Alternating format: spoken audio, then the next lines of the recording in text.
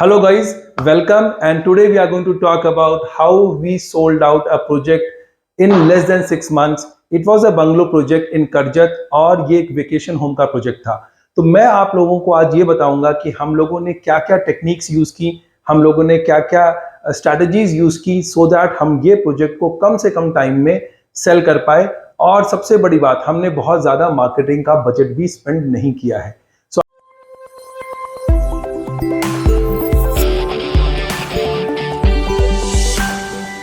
And तक इस video को सुनिएगा सो दैट आप वो सब सीख पाए जो हम लोगों ने इतनी सालों की मेहनत के बाद सीखा है। और अगर आपने ये वीडियो ध्यान से सुना तो आपकी नॉलेज टॉप 1% रियल्टर या डेवलपर के बराबर हो जाएगी। ये प्रोजेक्ट हम लोगों ने रिकॉर्ड ब्रेकिंग टाइम में सेल किया है। 18 एकड़ का प्रोजेक्ट था एंड वी थॉट कि हम इसको बेचने में at least we will take 18 months to 24 months. As the development will progress, as the infrastructure will be developed, we will sell it. ये प्लान था, बट हम लोगों ने इसको काफी कम शॉर्ट स्पैन में किया और उसके बारे में ही हम बात करेंगे। सो आप में से बहुत से लोग जानते हैं लीजा नेटवर्क को। लीजा नेटवर्क हम लोगों ने स्टार्ट किया है। मैं Ratnesh Upadhyay, CEO and founder of Leeza home solutions, which is a real estate company in Poona. Last 20 years में हम लोग इसी फील्ड में काम कर रहे हैं। और लीजा नेटवर्क हम लोगों ने स्टार्ट किया है। The agenda of starting Lisa network was कि द रियल्टर्स एंड डेवलपर्स की कम्युनिटी साथ आ सके, लर्निंग कर सके, शेयरिंग कर सके और साथ काम कर सके। सो ये नेटवर्क थोड़ा डिफरेंट है बाकी नेटवर्क से, बिकॉज यहाँ पे हम रियल वर्ल्ड ज्ञान की बात करते हैं, थ्योरेटिकल ज्ञान की बात नहीं करते। तो एक्चुअल जो केस स्टडीज हैं हम वो प्रेजेंट करते हैं या उनसे जो लर्निंग्स होती है वो प्रेजेंट करते हैं। So let's move ahead. ये प्रोजेक्ट था जिसकी हम बात कर रहे हैं। सो ओलंपियो रिट्रीट वाज द प्रोजेक्ट। ये एक बंगलो प्रोजेक्ट था और ये अगर आप देखेंगे तो ये इस प्रोजेक्ट का लॉन्च इवेंट भी हम लोगों ने किया। So you can see me here. थोड़ा सा कैजुअल डे था, पूजा उजा थी, तो कुर्ता उर्ता पहन के हम लोगों ने ये इवेंट किया।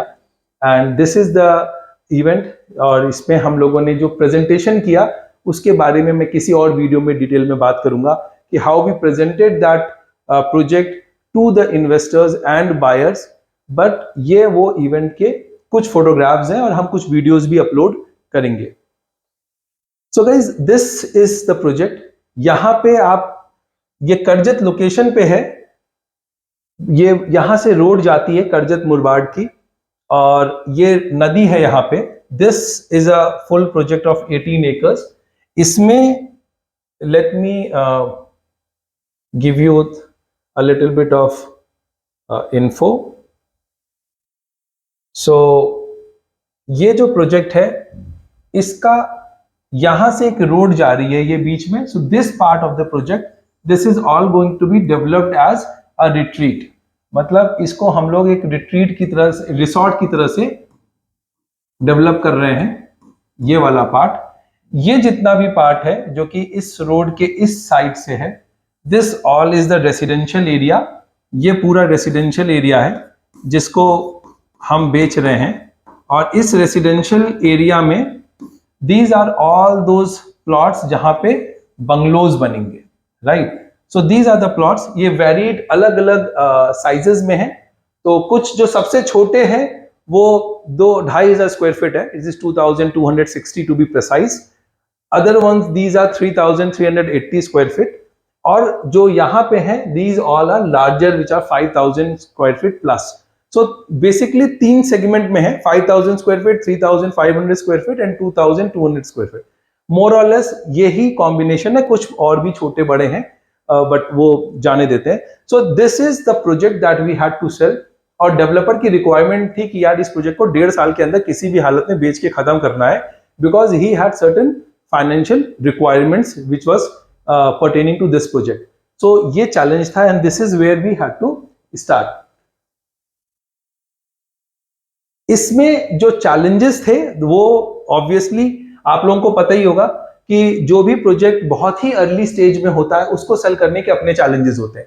तो उसके हिसाब से इसके एक चैलेंज तो सबसे बड़ा था कि ये प्रोजेक्ट बहुत ही अर्ली स्टेज में था जब हम लोगों ने इसके साथ काम करना शुरू किया। और इसमें ज्यादा इंफ्रा भी नहीं किया हुआ था, मतलब कि इसकी रोड्स भी बनी हुई नहीं थी। सो अगर आप किसी को लेके जाओगे, हम लोग अप्रैल में हमने काम करना स्टार्ट किया था, तो जब हम अप्रैल में वहां स्टेज पे उस लोकेशन पे खुद गए थे, तो वहां पे केवल केवल आपको गर्मी में ना वो सूखी सूखी घास और कुछ सूखे सूखे पौधे वो दिख रहे थे। बाकी कुछ आम के पेड़ हैं, तो that was green part, but other than that it was all grass was pale, everything was like roasted. और पूरी जमीन, चूंकि ये हाइट पे है, कंटूर लैंड है, तो गर्मी भी ज्यादा लग रही थी। तो ये उस टाइप का पूरा प्रोजेक्ट उस टाइम पे लग रहा था। तो उसमें सेल को स्टार्ट करना, और रोड जो है ना थोड़ी ही सी ही बनी थी, आई थिंक 150 मीटर्स की रोड बनी थी अंदर वाली, बाकी कुछ भी काम नहीं हुआ था।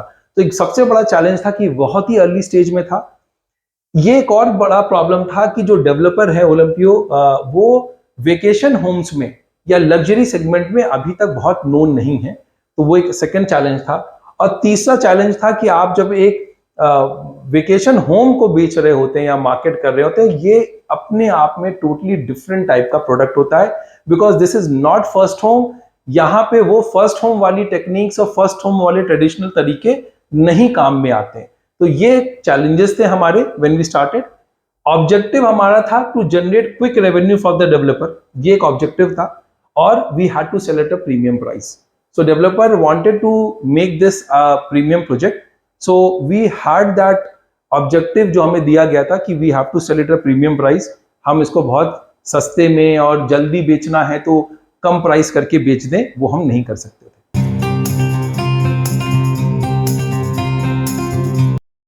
तो हमने इस प्रॉब्लम को अप्रोच कैसे किया? What are the things that we did, what are the things you should do if you want to make money?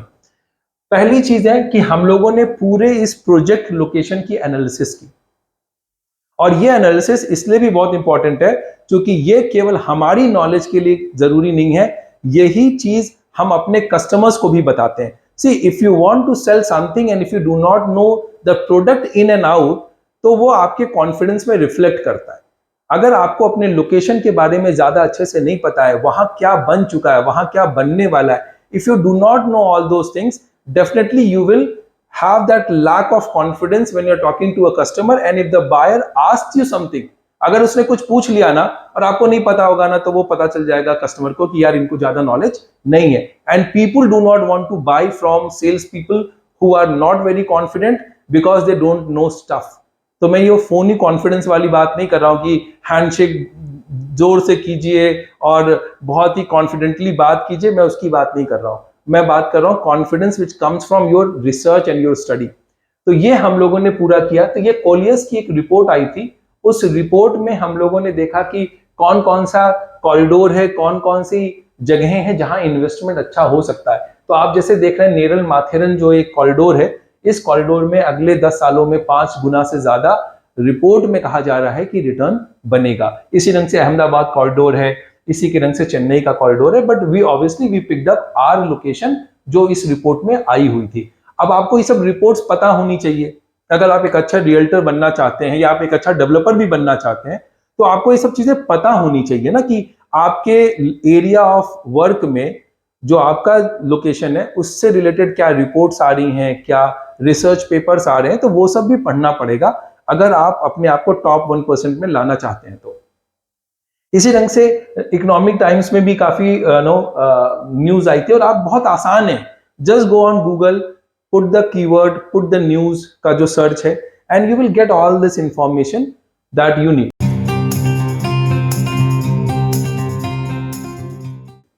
उसके बाद हम लोगों ने शुरू किया कॉम्पिटिटर रिसर्च। ये हमारे लिए सबसे, ये हमारा ना एक ट्रेड सीक्रेट है लीजा होम सॉल्यूशंस का। हमारा ये कहना है यार हर चीज को ना जीरो से स्टार्ट करने की जरूरत नहीं है। जो काम कोई और कर चुका है, somebody who has already done that job, use that information। आपको तो पता है ना कि उस सामने वाले बंदे ने, उस सामने वाली पार्टी ने भी तो मेहनत की होगी, उन्होंने भी तो कुछ ना कुछ रिसर्च किया होगा, उन्होंने क्या प्रोडक्ट बनाया, what is all that they have done. So मैं यहाँ पे ऐसे ही थोड़ा सा डाल रहा हूँ, बहुत ये रिसर्च में हम लोगों ने 10-15 प्रोजेक्ट स्टडी किए थे, लेकिन जैसे वहां पे करजत में अगस्त विला करके एक प्रोजेक्ट है, मॉन्टैग ग्रीन्स करके एक प्रोजेक्ट है, ये बेला कासा करके एक प्रोजेक्ट है, संस्कृति करके एक प्रोजेक्ट है, वो उसी मुरबाड रोड पर ही है। तो हमने ये सारे प्रोजेक्ट्स को अच्छे से स्टडी किया, उनको विजिट भी किया। तो ऐसा नहीं है कि आप केवल अपना प्रोजेक्ट बेचना चालू कर देंगे और आपने कुछ रिसर्च नहीं की है, आपने सीपी मैनेजर से पूछा, उसने आपको बता दिया, स्क्रिप्ट रट ली, वो स्क्रिप्ट आपने अपने टेलीकॉलर्स को दे दी, टेलीकॉलर्स भी वही स्क्रिप्ट जप रहे हैं। ऐसा नहीं होता है।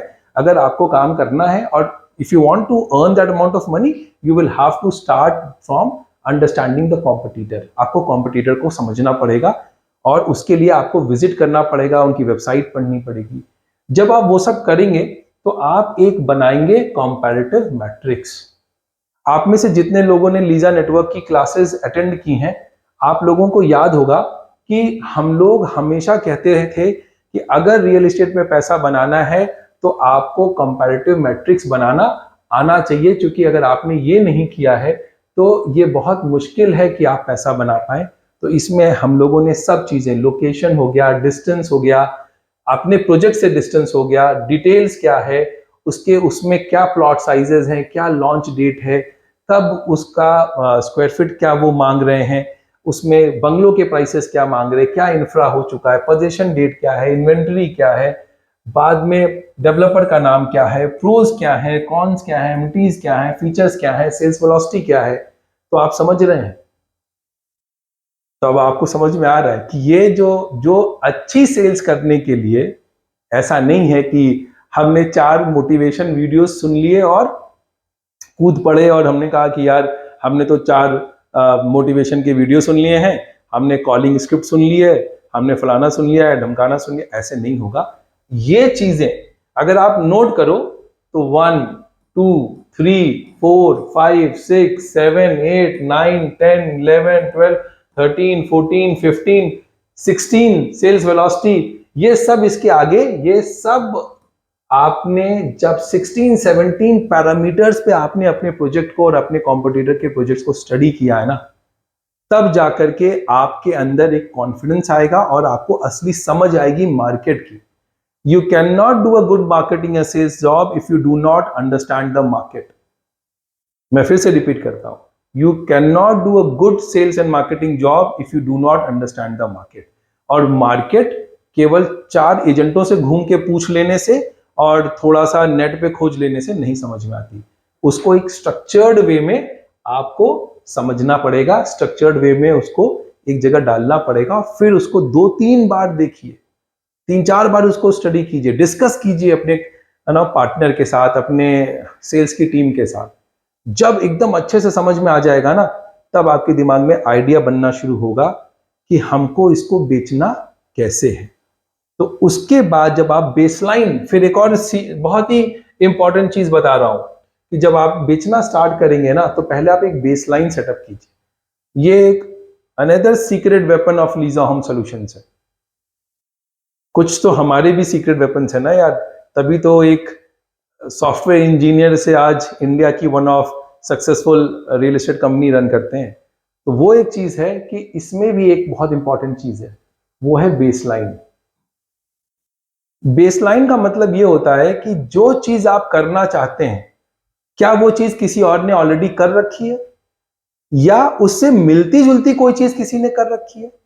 तो जब ये आपने ये दोनों चीजों को स्टडी कर लिया, आपने दोनों चीजों को समझ लिया, दोनों को आप मैच करते हैं, किसी ने कर रखा है एग्जैक्टली या किसी ने मिलता जुलता कर रखा है, तो उन दोनों को जब आप, उन दोनों चीजों का आप स्टडी करते हैं तो आपको कई चीजें समझ में आ जाती हैं। पहली चीज आपको समझ में आ जाती है कि भाई मार्केटिंग कैसे की गई थी, आपको समझ में आ जाता है कि उनका सेल्स पिच क्या था, आपको समझ में आ जाता है कि वो किसको टारगेट कर रहे हैं, उनकी टारगेटिंग क्या थी। ठीक है, तो ये सब चीजें फिर आपको समझ में आने लगती हैं अगर आपने एक सही बेसलाइन। मैं इतने रियल्टर्स को जानता हूं और मैं इतने डेवलपर्स को जानता हूं जो अपना प्रोजेक्ट लॉन्च करने से पहले उन्होंने कभी बेसलाइन सेटअप ही नहीं की और वो हर चीज में इनोवेटिव प्रोडक्ट में रहते हैं। Guys, innovation is good in some places. Real estate में always if you are innovating, I don't think it's a good idea, because there are certain things that are hit, there are certain things that are demographic of a buyer wants, give them the same thing ना। जो चीज customer को चाहिए, भाई वो एक software engineer है, वो हिंजेवाड़ी में नौकरी करता है, उसकी एक वाइफ है, 2 बच्चे हैं, उसके पेरेंट्स उसके साथ रहते हैं, इस डेमोग्राफिक की एक स्पेसिफिक नीड्स हैं, उनको आप उस ढंग का एक सोसाइटी में एक फ्लैट दे दीजिए, एक प्रॉपर्टी दे दीजिए, एमिनिटीज दे दीजिए। हर बार नया बनाने की जरूरत नहीं है ना, हमेशा कुछ नया इनोवेटिव करने की जरूरत नहीं है। जो चीजें चलती हैं, जैसे पेप्सी है, कोका कोला है, लोग पीते आ रहे हैं, जनरेशन से पी रहे हैं, पीते रहेंगे। उसके लिए कुछ अब वो उसमें इनोवेट करने लग जाए ना, रोज नया फ्लेवर डाल दें कोका कोला में, तो बंद हो जाएगा मैटर। तो if you got a thing, if you got a product, if you got a need that you know, उस नीड से मिलता जुलता प्रोडक्ट आप बनाते रहिए, बेचते रहिए। तो यहां पे अगर आपने एक बेसलाइन बना ली है, जो आपको पता है कि यार इस टाइप की मार्केटिंग, इस टाइप की टारगेटिंग है, इसको बेचना है, ये मेरी ऑडियंस है, और ये ऑडियंस इस टाइप का प्रोडक्ट खरीद रही है, और ये ऑडियंस इस टाइप का प्रोडक्ट नहीं खरीद रही है, इस प्राइस पॉइंट पे खरीद रही है, इस एमिनिटीज के साथ खरीद रही है, राइट। तो अगर मुझे वो बेसलाइन मिल जाए तो मुझे काफी कुछ सीखने को मिल सकता है। मैं ये भी समझ रहा हूं कि ये किस टाइप के लैंड पे खरीद रहे हैं, ये फार्म हाउसेस खरीद रहे हैं ये लोग वेकेशन होम के नाम पे, या ये लोग एनए बंगलो प्लॉट्स ले रहे हैं, या ये स्ट्रेट अवे बंगलोज ले रहे हैं। मुझे बहुत कुछ सीखने को मिल जाएगा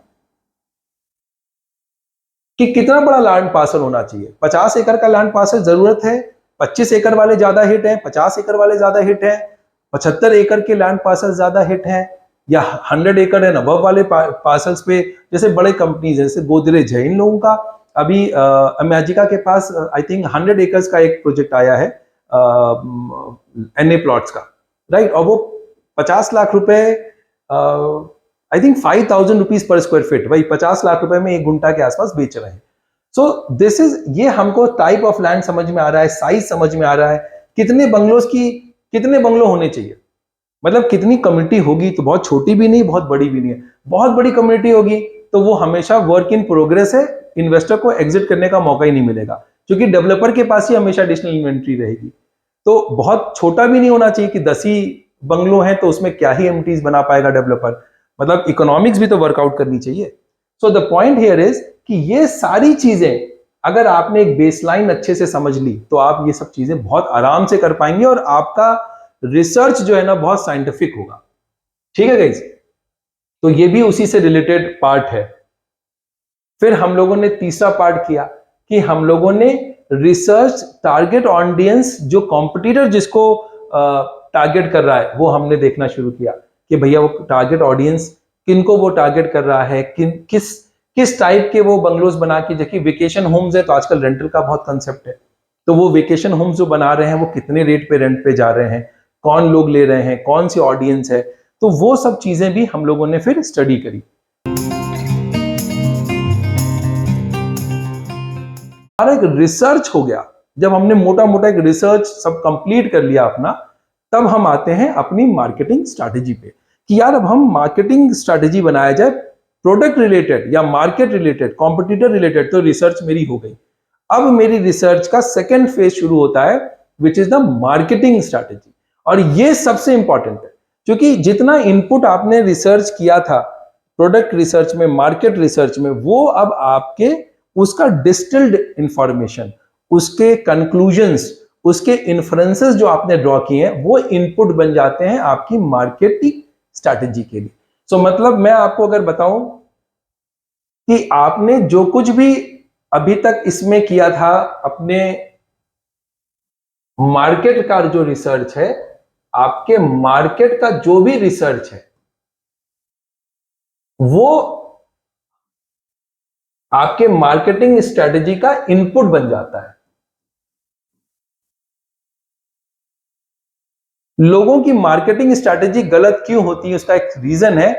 वो इसलिए गलत होती है क्योंकि उनका जो इनपुट होता है वो मार्केट रिसर्च नहीं होता है, उनका जो इनपुट होता है वो होता है अजम्पशंस। वो अज्यूम करते हैं चीजें, ऐसा होगा, वैसा होगा, ऐसा होना चाहिए, तो उनका इनपुट बनता है ओपिनियन। तो जब आपकी मार्केटिंग स्ट्रैटेजी का इनपुट ओपिनियंस और अजम्पशंस हैं, तो आउटपुट एक शिट मार्केटिंग स्ट्रैटेजी होगा, जिसके कारण आपकी सेल्स नहीं होगी। लेकिन अगर आपका इनपुट एक प्रॉपर मार्केट रिसर्च है, जिसमें आपने 50 घंटे 100 घंटे की रिसर्च की है, अगर वो है तो आपकी marketing strategy will be a hit marketing strategy, और output will be very good and phenomenal sales. और ये जो मैं आपको बता रहा हूं देखिए थ्योरेटिकल नहीं है, हमने ये ओलंपियो रिट्रीट प्रोजेक्ट में किया है, इसलिए मैं आपको बता पा रहा हूं। किताबें पढ़ करके या सुना हुआ ज्ञान नहीं बता रहा हूं, इसलिए ध्यान से इस चीज को, इसकी इंपॉर्टेंस को समझिए। ऑफलाइन मार्केटिंग हमने की, हमने डिटेल रिसर्च ऑन मार्केटिंग में क्या किया, हमने ऑफलाइन मार्केटिंग के बारे में हमने एक स्ट्रेटेजी बनाई कि हमें ऑफलाइन कैसे जाना है, हमको क्या चीजें ऑफलाइन में करनी पड़ेंगी, बोर्ड्स कितने लगाने पड़ेंगे, हमें क्या न्यूज़पेपर में कुछ करना है, क्या हमको, हम लोगों ने सोचा कि क्या हमको करजत रेलवे स्टेशन के ऊपर एक बड़ा बिल बोर्ड लगाना है कि भाई हमारा एक बिल बोर्ड यहाँ लगेगा। तो हमने वो सब पहले इसके बारे में सोचा। फिर ऑनलाइन मार्केटिंग में सोशल मीडिया कैसे यूज करना है, यूट्यूब ऐसे यूज करना है, क्या इन्फ्लुएंसर्स को यूज करना है, ये सब चीजें हम लोगों ने इसके ऊपर वर्कआउट करना शुरू किया कि ये हमारी ऑनलाइन मार्केटिंग स्ट्रेटेजी का हिस्सा बनेगा। फिर हम लोगों ने नेटवर्क मार्केटिंग के बारे में सोचा कि हम लोगों को किस टाइप के सीपीज को कनेक्ट करना है, हम लोगों को किस टाइप के ब्रोकर से बात करनी है, हमें क्या कुछ एप्स वगैरह यूज करनी पड़ेंगी जो नेटवर्किंग में यूज की जाती है। तो ये सारी चीजें हम लोगों ने फिर मार्केट रिसर्च से जो इनपुट मिला उसको लेकर के इसमें हम लोगों ने करना चालू किया। मैं बहुत डिटेल्स आपको इसलिए नहीं दे पाऊंगा, इसके बारे में जनरल कुछ बता देता हूं क्योंकि ये प्रोजेक्ट अभी अंडर सेल्स है, अभी भी हमें 30% माल बेचना है और ये डेवलपर से भी रिलेटेड कुछ इंफॉर्मेशन है which is kind of confidential, I can not tell you all that, बाद में मैं कभी और बता दूंगा, लेकिन अभी प्रोजेक्ट अंडर सेल्स है। लेकिन ये सारी चीजें की गई हैं। हाँ, हम लोगों ने जब हम लोगों ने काम करना शुरू किया मार्केटिंग में, तो ऑब्वियसली वापस वही चीजें, हम लोगों ने परांजपे वालों का क्या चल रहा है, वाधवा वालों ने क्या किया था, इन लोगों ने जब बंगलोज बेचे थे तो इन लोगों ने क्या एड्स रन किए थे, उस एड्स की डिटेल्स, उनकी कॉपी, उनके हेडलाइंस, उनके कॉल टू एक्शन, वो सारा कुछ हम लोगों ने स्टडी किया और वो सारा इंफॉर्मेशन को मेरी रिसर्च टीम ने एक एक्सेल शीट में डाला कि भाई क्या कॉल ऑफ एक्शन है, कॉल टू एक्शन है, क्या हेडलाइन है, क्या डिस्क्रिप्शन है, भाई वो हेडलाइन क्या यूज कर रहे हैं, उनकी कोर सेल्स पिच क्या है, what is the one delivery that you are promising, कि एक डिलीवरी क्या है, आप अगर खरीदेंगे मुझसे तो आपको क्या फायदा होगा, वो सारी चीजें हम लोगों ने एक एक करके डाली। उन्होंने क्या इमेजेस यूज किए हैं, bungalow life, BHK price, the land of happily ever afters, तो ये सब क्या है, ये सब चीजें हमारे, यही सब हमको आइडियाज देते हैं कि लोग क्या डाल रहे हैं। जैसे अब हम अगर देखें तो यहाँ पे the land of happily ever after, ये इन्होंने फेरी टेल वाले कंसेप्ट को यूज करके, सो this is like a fairy tale वाला इन्होंने कंसेप्ट यूज करके इन्होंने ये इस चीज को लिया। इन्होंने भी वही बात बोल, इन्होंने थोड़ा प्रैक्टिकल अप्रोच पे बोले बंगलो लाइफ कि भाई आप फ्लैट लाइफ तो रहते ही हैं, आप ऑलरेडी फ्लैट्स में रहते हैं, फ्लैट्स की बात नहीं हो रही है, अब यहाँ पे एक बंगलो लाइफ की बात हो रही है, मतलब आपकी लाइफ बदल जाएगी। This is what they are trying to say कि ये बंगलो लाइफ की एक अप्रोच लेके चल रहे हैं, राइट। इन्होंने तो कुछ लिखा ही नहीं है, एनए प्लॉट एडजेसेंट, इन्होंने बस एक चीज लोकेशन को इन्होंने यूज किया है, he is only going from the location perspective कि लोकेशन पे हम कैसे कर सकते हैं। इसे इनसे परांजपे ने किया है step into a nature verse. अब भाई परांजपे ब्रांड है तो वो ये दिखाना चाहते हैं इन अवर, मतलब हमारे, हम एक क्वालिटी के डेवलपर है, आप हमारे नेचर वर्स में आइए। तो ये इन्होंने एक जो भी मार्केटिंग एजेंसी एम्प्लॉय की होगी उस मार्केटिंग एजेंसी ने आइडिया दिया होगा, तो इन्होंने अपनी ब्रांड, इन्होंने जो अपना मार्केटिंग लिखा है वो उसमें इन्होंने क्या किया, इन्होंने अपनी ब्रांड को लाने की कोशिश की है, प्लस इन्होंने कॉल दिया है कि भैया आप नेचर में आइए, राइट। तो इन्होंने ब्रांड प्लस नेचर को लिया है, राइट। तो आप जब धीरे धीरे आप मार्केटिंग में ध्यान देंगे तो आपको बहुत अप्रोच मिलेगी। अब आप देखिए कि क्या ये अप्रोच आपके लिए काम कर रही है फेरी टेल वाली, ये अप्रोच बंगलो लाइफ वाली काम कर रही है। आप देखिए क्या केवल लोकेशन एडवांटेज को आप बेच सकते हैं, क्या आप ब्रांड हैं और आप ब्रांड और नेचर को मिला करके बेच सकते हैं। तो ये जो चीजें हैं जब ये मार्केटिंग स्ट्रैटेजी का हिस्सा बनती है, और मार्केटिंग स्ट्रैटेजी में ना एक सिंगल प्रॉमिस होता है, मतलब always remember if you are trying to market one product on many different aspects और many different promises, it generally doesn't work. You should have one central theme, एक central idea होना चाहिए, उसके सब parts हो सकते हैं, कभी उसके डिटेल्स में जाएंगे, but as on now this is how you derive the ideas कि आपको क्या करना है।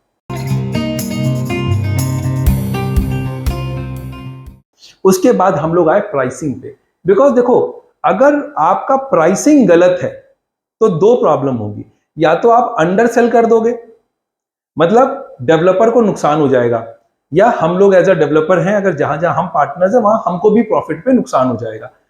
दूसरा, हमने अगर महंगा बेचने की कोशिश की तो हमारी या तो सेल होगी नहीं, और अगर सेल हो गई और इन्वेस्टर था उसको रिटर्न नहीं मिलेगा, तो आगे के रेफरल्स बंद हो जाएंगे। समझ रहे हो?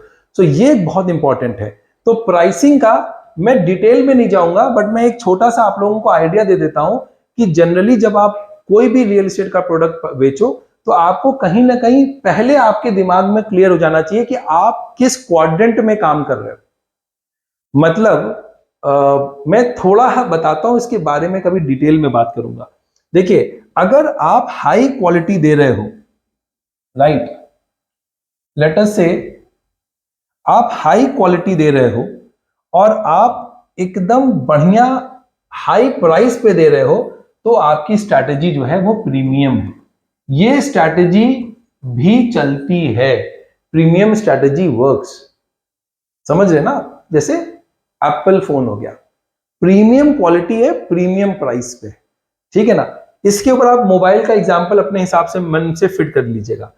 कुछ तो होता है कि लो क्वालिटी है, क्वालिटी लो है और सस्ते में बेच रहे हैं, चाइनीज मोबाइल वाली बात हो गई, इकोनॉमी में हो गया, ठीक है। अब आप सस्ती क्वालिटी बेच रहे हैं लेकिन आप उसको मतलब ठीक प्राइस पे बेच रहे हैं, मीडियम प्राइस पे बेच रहे हैं, तो ये फॉल्स इकोनॉमी में आ जाता है। मतलब माल सस्ता बेच रहे हैं, बेच आप मिड प्राइस में रहे हैं, तो ये थोड़ा सा ना, ये सब चीजें अवॉइड करनी है अपने को रियल एस्टेट में, राइट। अगर आप मीडियम क्वालिटी बेच रहे हैं और मीडियम प्राइस पे बेच रहे हैं तो ये हाई वैल्यू में चला जाता है, राइट। और अगर आप मीडियम प्राइस पे हाई क्वालिटी बेच रहे हैं तो आप हाई वैल्यू पे हैं, तो ये भी एक हिट, मतलब this is a hit formula वाली चीज है कि अगर आप अच्छी क्वालिटी दे रहे हैं मिड प्राइस में, ये भी एक अच्छे फॉर्मूला है। ज्यादातर डेवलपर्स इस सेगमेंट में रहना चाहते हैं। प्रीमियम में भी हैं लोग, लेकिन कुछ ही लोग, लोधा जैसे डेवलपर्स हैं जो प्रीमियम में काम करते हैं। वो बोलते हैं हम अच्छी क्वालिटी देंगे, अब वो देते हैं कितनी देते हैं मैं उस पर डिबेट में नहीं जाऊंगा, बहुत से लोगों की डिफरेंट ओपिनियंस है। लेकिन कुछ डेवलपर्स हैं जिनका कहना है कि मैं प्रीमियम सेगमेंट बेचता हूं, प्रीमियम क्वालिटी पे बेचता हूं, ठीक है ना। अब कुछ लोग कहते हैं कि सर मैं बहुत अच्छी, हर डेवलपर जो तुम्हें मिड सेगमेंट का डेवलपर मिलेगा वो हमेशा कहेगा सर मैं बहुत अच्छी क्वालिटी दे रहा हूं और कम प्राइस पे दे रहा हूं। So is talking about high value, right. बाकी ये लो प्राइस और लो क्वालिटी तो छोड़ ही देते हैं, मतलब ये लो क्वालिटी और लो प्राइस वाला हम हटा देते हैं। हम लोग let us talk about these four quadrants, ठीक है। तो हमको जब अपना प्रोजेक्ट बेचना था तो हमें डिसाइड करना था कि हम हाई वैल्यू सेगमेंट में रहना चाहते हैं कि हम प्रीमियम स्ट्रेटेजी सेगमेंट में रहना चाहते हैं। इसमें रहने का कोई फायदा बता सकते हो आप? मैं बताता हूं इसका एक फायदा क्या होता है ना। When you are into premium segment you get money to build your brand. See this is the place premium where you get money to build brand।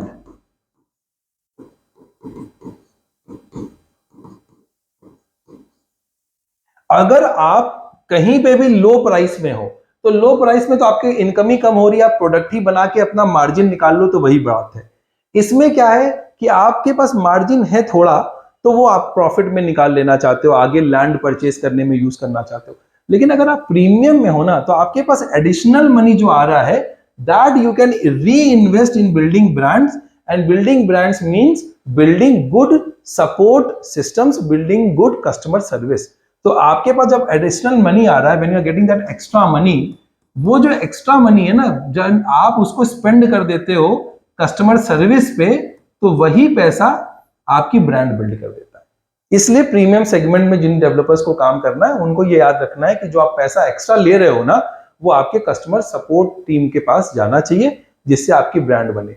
अगर आप प्रीमियम में नहीं काम कर रहे हो और आप हाई वैल्यू पे काम कर रहे हो तो आपको ये इस ढंग से आप कर सकते हो कि आप केवल बेच दो, एक अच्छा प्रॉफिट बना लो, ठीक है। तो हम लोगों ने फिर इसमें भी ये पूरे चीज को स्टडी किया।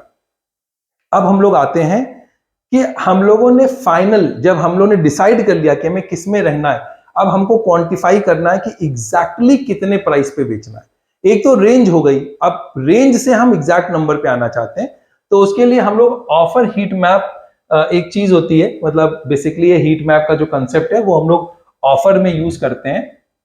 राइट। तो ये हीट मैप में हम लोग लिखते हैं कि मतलब कितने प्राइस पे क्लाइंट, मतलब 1.25 करोड़ पे मेरे पास अगर 10 ऑफर आया है और 1,75,00,000 पे मेरे पास केवल एक ऑफर आया है और 1.5 पे मेरे पास लेट्स से 7 ऑफर आया है, तो मुझे पता है कि 1.75 तो मेरे रेंज के लिए नहीं है।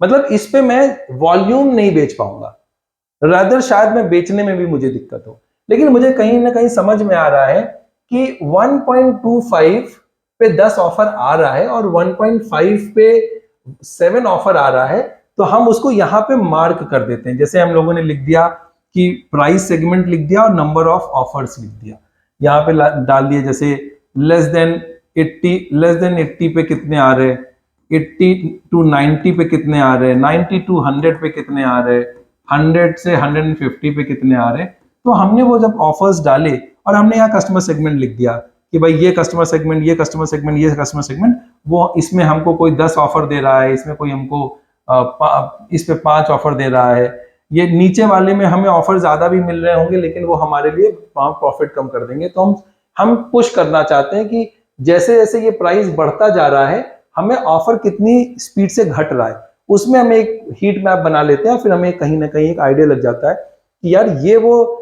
लोकेशन है कि अगर हम लोग एनआरआईज को बेच रहे हैं,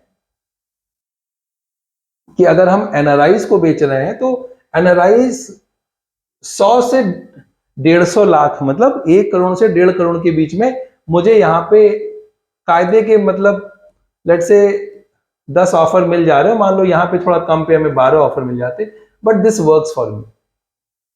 ठीक है, इसके ऊपर भी हम डिटेल में कभी करेंगे। बट ये फिर हमने एक हीट मैप बनाया टू अंडरस्टैंड कि किस जगह पे हमको किस प्राइस रेंज में कितने ऑफर मिल रहे हैं और फिर उस ऑफर में कौन सा प्राइस रेंज ठीक है और ऑफर की क्वांटिटी ठीक है, उससे हम एक जजमेंट लेते हैं और फिर उसी को हम फाइनलाइज करते हैं कि ये हमारी प्राइसिंग रहेगी। स्टार्ट हो गई मार्केटिंग की, प्राइसिंग की, अब आ जाती है एक्चुअल सेल्स। जब हमने इतना सब कुछ कर लिया तो सेल्स आ गई। और बहुत से लोग हमसे पूछते हैं कि सर आप तरीका बताओ सेल्स कैसे शुरू करें। तो सेल्स तक पहुंचने में हम लोगों को 2 चीजें पहले क्रॉस करनी होती है। पहले हमें मार्केट सर्वे समझना होता है, फिर हम लोगों को मार्केटिंग समझना होता है, फिर हम लोगों को प्राइसिंग समझना होता है, तब आता है सेल्स। अगर आपने ये सब कर लिया तो सेल्स बहुत आसान हो जाती है। सिंपल एक सीआरएम का इंप्लीमेंटेशन कर लीजिए अपने डेटा को मैनेज करने के लिए। इसके ऊपर मैंने काफी वीडियोस बना रखे हैं जो चैनल पे ही हैं, आप उनको आराम से देख सकते हैं। उसी के ढंग से फिर आप अपनी फनल को रन कीजिए। आप अपने बना लीजिए कि कितनी विजिट्स शेड्यूल्ड हैं, कितनी विजिट्स हो गई हैं, राइट। आप उसको क्लियर कर लीजिए। फिर कितने आपके यूनिट सिलेक्शन हो चुके हैं, कितने आपके नेगोशिएशन में हैं। अगर आपने ये सब कर लिया तो आपको काफी आइडिया लग जाएगा। तो हम लोग एक जीएसटीपी की भी बात करते हैं, मैं आपको बता दूंगा। बट ये पहली एक स्टेप आपने कर ली कि आपने विजिट कितनी शेड्यूल कर ली। तो आपको याद होगा, जितने भी लोग लीजा नेटवर्क में ध्यान से पढ़ाई किए हैं उनको पता होगा कि हम लोग हमेशा वही बात करते थे कि लीड, फिर लीड से ऑप्टी, ऑप्टी से विजिट, विजिट से ऑफर और ऑफर से क्लोजर, राइट। तो वही फनल हम लोगों ने सीआरएम में इंप्लीमेंट कर दिया है। हम लोग पहले वो करते हैं कि कितनी विजिट, मतलब ऑप्टी में वही हो जाता है, विजिट शेड्यूल हो जाती है, कितनी विजिट हो गई, कितने लोगों ने यूनिट सिलेक्शन कर लिया। क्योंकि जब तक यूनिट का सिलेक्शन नहीं हो जाता कि कौन सा बंगलो खरीदना है, तब तक नेगोशिएशन पॉसिबल नहीं है। तो यूनिट का सिलेक्शन हो गया, फिर फाइनली ऑफर आकर के नेगोशिएट हो गया। तो ये जो पार्ट है, और ऑप्टी में आपका ये आ गया। तो ये जो आपका लीड, तो आपको पता ही है कि लीड जनरेशन जो हमने मार्केटिंग में बताया, फेसबुक से कीजिए, गूगल से कीजिए, पोर्टल से कीजिए, चैनल पार्टनर से कीजिए, वो सारी लीड्स इसमें इनपुट होती हैं। फिर लीड से ऑप्टी बनता है, ऑप्टी से विजिट बनता है, विजिट से ऑफर्स बनते हैं और ऑफर से डील होती है। तो ये सारी चीजें हम लोगों ने इसी चैनल के वीडियोस में कवर कर रखे हैं, वो आप देख लीजिएगा। तो ये अगर आपने कायदे से किया है तो फनल रन करने में ज्यादा दिक्कत आपको नहीं आएगी। अब इसमें एक ही चीज बचती है, जब आप क्लोजिंग करने जाते हैं, मेरा ये कहना होता है आपने जितना ज्यादा टाइम स्पेंड किया है कस्टमर के साथ ड्यूरिंग द सेल्स प्रोसेस, उतना आपके लिए रिलेशनशिप स्ट्रांग बनता है, वही नेगोशिएशन में आपको हेल्प करता है। मैं आपको अगेन अपना थर्ड सीक्रेट वेपन बता रहा हूं लीजा ऑब्सोल्यूशन का, विच इज अवर जीएसटीबी मॉडल। इसमें इन शॉर्ट मैं आपको बताता हूं, इसमें हम लोग क्या करने की कोशिश करते हैं। पहले हम कस्टमर का गोल समझने की कोशिश करते हैं कि कस्टमर वेकेशन होम क्यों लेना चाहता है, what is the goal, what is that he wants to achieve by doing this. So it is not what he is looking for, it is why he is looking for. यहां पे हम उसका motivation समझना चाहते हैं। उसका motivation क्या है? उसका मोटिवेशन आरओआई बनाना है, उसका मोटिवेशन अपने फैमिली के लिए एक गेट अवे लेना चाहता है, उसका मोटिवेशन अपने फ्रेंड्स के साथ पार्टी करना है, उसका मोटिवेशन है कि मैं अपने किड्स के लिए एक रियल एस्टेट नेक्स्ट जनरेशन के लिए एक रियल एस्टेट नेक्स्ट जेन के लिए एक एसेट क्रिएट करना चाहता हूं, उसका मोटिवेशन मैं पैसिव इनकम लाना चाहता हूं कि भाई मैंने बंगलो बना करके रेंट आउट कर दिए तो मुझे पैसिव इनकम आ रही है, right. So there could be lot of reasons for buying a vacation home, ठीक है। तो वो सारे चीजें जब तक आपको नहीं पता होगी, जब तक आप केवल vacation home vacation home vacation home खोज रहे हैं या बेचने की कोशिश कर रहे हैं, आप नहीं बेच पाएंगे। आपको जब तक उसका मोटिवेशन नहीं पता कि वो क्यों खरीदना चाहता है, व्हाई। उसके बाद सिचुएशन की बात आ जाती है कि अभी कस्टमर की सिचुएशन क्या है, उसके पास कितना पैसा है, उसको लोन कितना लेना है, फैमिली में क्या चल रहा है, वो क्यों उसने ये खरीदने के बारे में जो सोचा है उसके पीछे क्या थॉट दी है, वो कितने दिनों में खरीद सकता है। ये सारी चीजें आपको उसकी सिचुएशन से समझ में आती है। फिर टाइमलाइन, कितने दिनों में लेने वाला है, फिर उसका करंट प्लान क्या है, उसने कहाँ कहाँ ऑलरेडी प्रॉपर्टीज देख रखी है, वो क्या सोच रहा है, कैसे खरीदेगा, और फाइनली उसका ब्लॉकर क्या है, वो क्यों नहीं खरीदा अभी तक, what is that is stopping him, is it not getting the right product, is he not going the right location, he not getting the right floor plan, he is not getting the right branded developer, वो क्या, what is that has stopped him to achieve his goal। तो अगर ये blocker को अगर आप गोल से connect कर पाएंगे तो हमारे केस में बहुत आसान था, क्योंकि हम लोगों ने देखा बहुत से ऐसे लोग हैं जिनको एक बंगलो खरीदना है, वो सारी जिंदगी उनकी फैमिली अपार्टमेंट में रही है, बट उनका ब्लॉकर ये बन रहा था कि वो बंगलो जो है वो उन बॉम्बे और पूना जैसी सिटी में खरीद नहीं सकते। तो हमको बस वो कनेक्ट करना था कि आप वहां नहीं खरीद सकते, आप यहाँ खरीद सकते हैं, और आपके ये मोटिवेशंस हैं, तो आपको यहाँ पे ये मोटिवेशन ऐसे कनेक्ट हो जाता है, ये मोटिवेशन ऐसे सॉल्व हो जाता है, ये चीजें ऐसे सॉल्व हो जाती है। हमको बस वो चीजों को उन क्लाइंट के साथ बैठ के सॉल्व करना था। और सबसे बड़ी बात थी कि हम लोगों ने उनके साथ उतना टाइम स्पेंड किया था, इसलिए हमें पता था। बहुत से सेल्स के लोगों को पता ही नहीं होता है। So now we are reaching at the end of the presentation या ऑफ दिस सेशन। इसका द कोर ऑफ रिलेशनशिप मैं आपको बता दूं, core of relationship is no spending ample time with your customer. ये एक चीज इंपॉर्टेंट है कि आपका कोई भी रिलेशनशिप हो, चाहे आपका आपकी वाइफ से हो, आपके पेरेंट्स से हो, आपके बच्चों से हो, आपके दोस्त से हो, आप उनके साथ कितना टाइम स्पेंड करते हैं, आप उनके लिए कितना प्रेजेंट है और कितना आप सुनते हैं, आपकी रिलेशनशिप की क्वालिटी को बताता है। वही सेल्स में भी होता है। अगर आप अपने कस्टमर के साथ इनफ टाइम स्पेंड कर पाएंगे तो 100% सेल होगी। अगर कोई कस्टमर 2 करोड़ का बंगलो लेने जा रहा है और वो आपके साथ 8-10 घंटा स्पेंड नहीं करा है तो थोड़ा सा मेरे को डाउट होगा, क्योंकि 15 मिनट की मुलाकात में कोई आदमी इतना आप पे भरोसा नहीं कर लेगा कि आपसे बंगलो खरीद ले। तो हमको, हमारी सेल्स टीम को और हमारे को ये चैलेंज था कि हम अपने क्लाइंट के साथ टाइम कैसे स्पेंड करें। तो हम उनको जब कर्जत ले जाते थे, थोड़ा सा घुमाते थे, टाइमिंग ऐसी रखते थे कि वो लंच हमारे साथ ही करें। तो हम उनको लंच कराने अपने साथ ले जाते थे। लंच में ही 1 घंटा लग जाया करता था। आने जाने में कोशिश करते थे हमारी गाड़ी में जाएं तो उसमें कुछ टाइम मिल जाता था। बाद में शाम को कभी मुंबई में किसी कॉफी हाउस में मिल लिए या पूना में कहीं मिल लिए तो वहां और टाइम देने की बात करते थे। कोशिश करते थे time face to face spend हो, क्योंकि कस्टमर 2 करोड़ रुपए लगाने वाला है तो उसके साथ टाइम कायदे से स्पेंड कर पाए। और ये आपको जेन्युइनली क्लाइंट के साथ इंटरेस्टेड होना पड़ेगा। ये पिचिंग वाले स्टेटमेंट और ये प्री सेट स्टेटमेंट जो है, जो लोग रियल एस्टेट में बताते हैं, वो सब रियलिटी में वर्क नहीं करता है। आप पिच दे करके अगर प्रोडक्ट बेच सकते होते तो बहुत ही आसान हो जाती दुनिया। इतना आसान नहीं है कि आपको एक सेंटेंस बोल देंगे और इस ढंग से बोल देंगे और उस ढंग से बोल देंगे। ठीक है, वो सब ठीक है, वो है अपने आप में, उसकी एक अपनी वैल्यू है, लेकिन मेन वैल्यू है आप अपने क्लाइंट को समझिए, उनके साथ टाइम स्पेंड कीजिए। That is the core of relationship. And इसका ये सब चीजें करने का रिजल्ट ये था कि जिस प्रोजेक्ट को हम लोगों ने अप्रैल में स्टार्ट किया था, जिसकी आपने स्टार्टिंग में देखा था, ये उसका एंड रिजल्ट है। और इसमें भी हम लोगों ने अभी कुछ सामने वाले जो प्लॉट्स हैं,